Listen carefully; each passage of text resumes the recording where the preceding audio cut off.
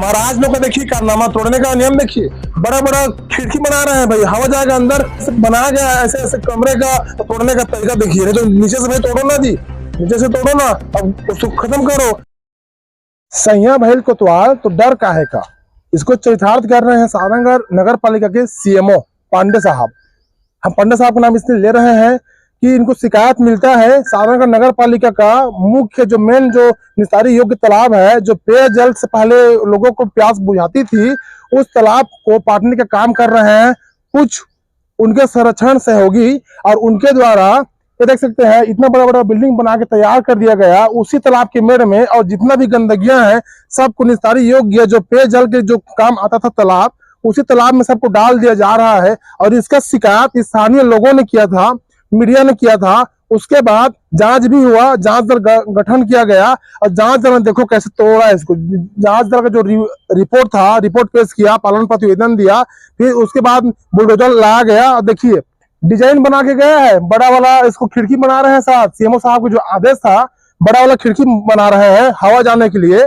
देख सकते हैं अगर तोड़ने का काम था तो भाई इनको तोड़ के चकनाचूर करना था, इस जगह से हटा ही देना था, ताकि उसी जगह में कुछ गड़बड़ी न कर पाए या कोई अतिक्रमण न कर पाए। इस चीज के लिए तो नहीं, ऐसा नहीं है। देख सकते हैं, दिखाइए राका थोड़ा जूम करके, अंदर दीवार बन रहा है, ऊपर देखिए वो ईट का फिर से उसमें वो हो गया, चुने का काम कर लिए, बगल में देखिए और बहुत सारे काम चल रहा है, और फिर उसी जगह में बनेगा। आप बोलेगा कि मैं कोर्ट गया था, कोर्ट में शिकायत किया था, तोड़ने के बाद में हमको भाई बनाने के लिए दिया गया।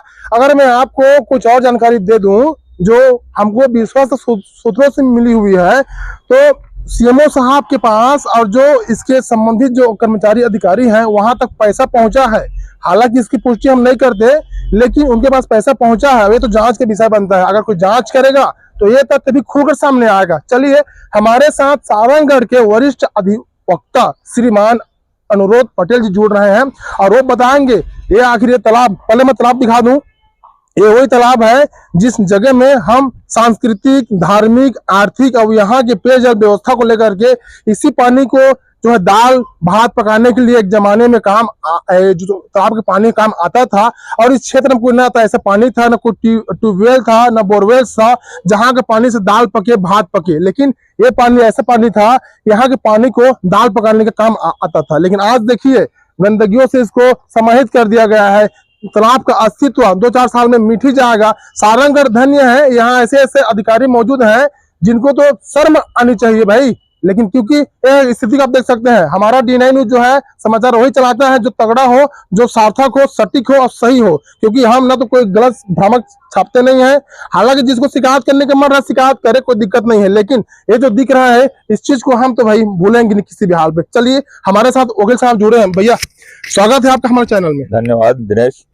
ये नया तालाब के परिप्रेक्ष्य में बात किया जाए तो ये धार्मिक रूप से और हमारे धरोहर के रूप में और निस्तारी के रूप में सदा दिन सारंगढ़ का एक धरोहर रहा है। इसे संरक्षण की आवश्यकता है, सुरक्षित करने की आवश्यकता है। मगर विडंबना ये है कि ये दिन ब दिन अपना अस्तित्व, अपना वजूद खोता चला जा रहा है। इस नया तालाब की यदि बात करूं तो यहाँ पे एक पचरी आप सामने देख रहे हैं, ये कर्नल पचरी के नाम से जाना जाता है। दूसरा, यहाँ पे स्टेट टाइम पे सारंगढ़ के राजा ने एक अपने धरोहर के रूप में अपना जो निशान है उनके ध्वज पे लगा रहता है कच्छप यहाँ पे छोड़ा था उन्होंने। और वो कच्छप भी सारे होटल के और जितने भी अवशिष्ट पदार्थ हैं उनको डालने से ये दलदल के रूप में तब्दील हो गया, और फलस्वरूप उस जो धरोहर के रूप में उन्होंने कच्छप छोड़ा था उसकी भी मृत्यु हो गई। और ये सिर्फ और सिर्फ प्रदूषण के कारण, पानी दूषित करने के कारण हुआ। जबकि आप समझ सकते हैं कि कछुआ का जीवन काल बहुत लंबा होता है। धार्मिक स्थिति की बात करूं तो यहाँ पे सारंगढ़ के प्रसिद्ध तिवारी परिवार के द्वारा राम यज्ञ सप्ताह का आयोजन किया जाता था। मगर विडंबना ये है कि ये पूरी तरह से उपेक्षा का शिकार रहा और इस पे अतिक्रमण डे बाय डे होते रहे। देखिए आपको मैं बता दूं कि 3 प्रकार की बातें होती हैं। पहला, कार्यवाही करने को आश्वासन देना। दूसरा, दिखावे मात्र के लिए कार्यवाही करना। और तीसरा होता है कार्यवाही करके उस समस्या को समूल नष्ट करना। लेकिन विडंबना ये है कि या तो यहाँ अधिकारियों को, मातहत कर्मचारियों को जो इसके लिए जिम्मेदार हैं उनको अवगत कराने पे केवल आश्वासन दिया जाता है। और मान लीजिए जब कहीं ज्यादा दबाव आता है तो दिखावे मात्र की कार्यवाही की जाती है, जिससे ये तालाब का जो संरक्षण होना चाहिए, जो इसे सुरक्षित रखा जाना चाहिए, वो नहीं हो रहा है। और जो मूल समस्या है इस तालाब का दलदल के रूप में परिणित होकर इसका अस्तित्व समाप्त होते जाना, वो जस की तस बनी हुई है। मुझे ये समझ में नहीं आता है कि इतने सारे चीजों के बावजूद कार्यवाही कर कर उसे पूरा समूल नष्ट करना, उस समस्या को क्यों नहीं किया जा रहा है। अभी वर्तमान में आप देखे होंगे कुछ दिन पहले ही यहाँ के अतिक्रमण के लिए फिर वही मतलब दिखावे मात्र की कार्यवाही हुई और एज इट इज ये रखा हुआ है। प्रश्न चिन्ह ये खड़ा हो रहा है कि जब सारी चीजों की जानकारी है और सभी चीजें सही हैं तो फिर कार्यवाही क्यों नहीं हो रही है। ये प्रश्न चिन्ह जनता के जनार्दन के मन में दिमाग में आ रहा है। इस नया तालाब को जनता जनार्दन सारंगगढ़ की पानी यहाँ के जल को पीने के रूप में इस्तेमाल करती थी। सारंगगढ़ में नया तालाब, हर घर की दाल सिर्फ नया तालाब के पानी से पकती थी और किसी भी जगह के जल से दाल नहीं पकती थी। इस नया तालाब का पानी हमारे लिए, और ये नया तालाब ऐतिहासिक, धार्मिक सभी रूप से हमारे लिए ये एक हमारा धरोहर है, और उसका ये वर्तमान दुर्दशा को प्राप्त होना हम सब के लिए बहुत ही पीड़ादायी है। वर्तमान में आप देखेंगे कि एक और जहाँ पे नगर पालिका मतलब शासन के पैसे से गार्डन बना था, वो गार्डन भी लगभग समाप्त हो चुका है। और वहां पे आप देख लीजिए गाड़ियों की पूरी लाइनें लगी हुई हैं, पार्किंग के रूप में उसको उस जगह को इस्तेमाल किया जा रहा है। जो जगह एक गार्डन के रूप में शासन की बहुत अच्छी योजना थी, नागरिकों के हित के लिए योजना बनाई गई थी और शासन ने उसमें पैसा लगाया था, परंतु स्थानीय कर्मचारियों, अधिकारियों और जिम्मेदार लोगों के उदासीनता और उनके निष्कर्मकता के फलस्वरूप ये आज वर्तमान दुर्दशा को प्राप्त है। इस पर यथाशीघ्र ठोस कार्यवाही करके इस नया तालाब को, इसके हमारे धरोहर को संरक्षित करने की कवायद की जानी चाहिए और संरक्षित किया जाना चाहिए। मैं सारंगगढ़ का नागरिक होने के नाते प्रशासन से, शासन से, सभी से ये अनुरोध करता हूं कि इस नैसर्गिक, जो हमारा हमको नैसर्गिक रूप में इतना अच्छा तालाब मिला हुआ है, इसको संरक्षण किया जाए। धन्यवाद। चलिए, जैसे कि अजंता साहब ने बताया हमको कि देख सकते हैं वहाँ गाड़ी का पार्किंग बना हुआ है, वो जो है वहाँ कभी गार्डनिंग का काम हुआ था। शासन की महत्वाकांक्षी योजनाओं में से एक योजना है गार्डन बना करके लोगों का जो है वहाँ दिनचर्या, जैसे कि सुबह शाम टहलने का सारा चीज था। अब देखिए गार्डन बन गया।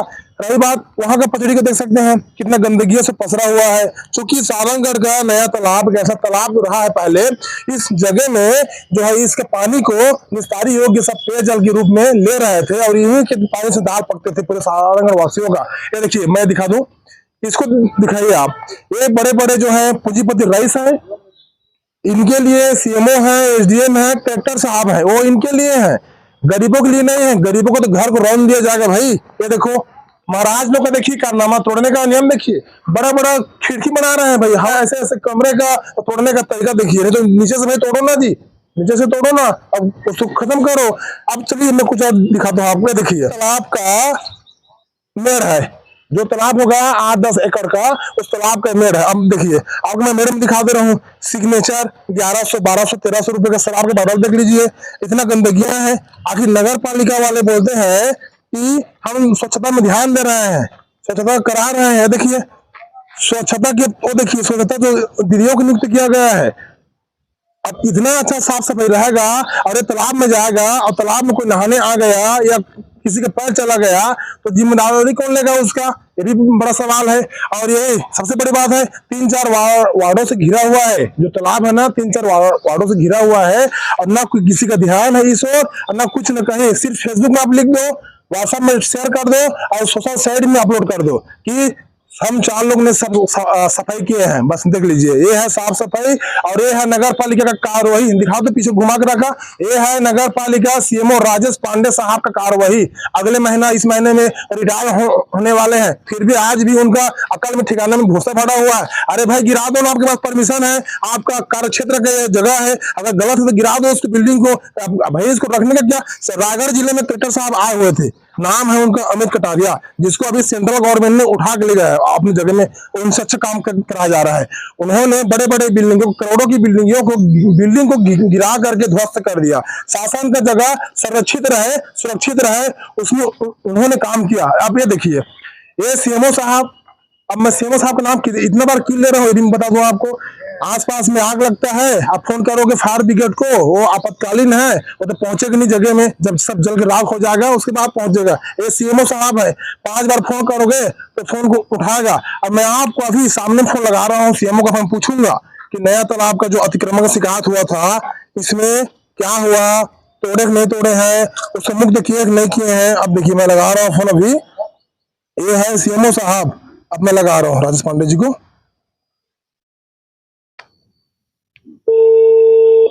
साहब को लगा रहा हूँ।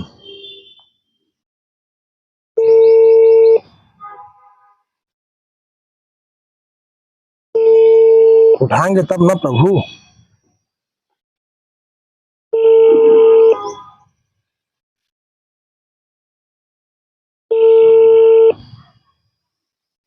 चलिए उठाएंगे नहीं, गरीब निद्रा में होंगे, रात में काम किए होंगे, कहीं अतिक्रमण हटाए होंगे, सोए हैं, 11 बज गया है।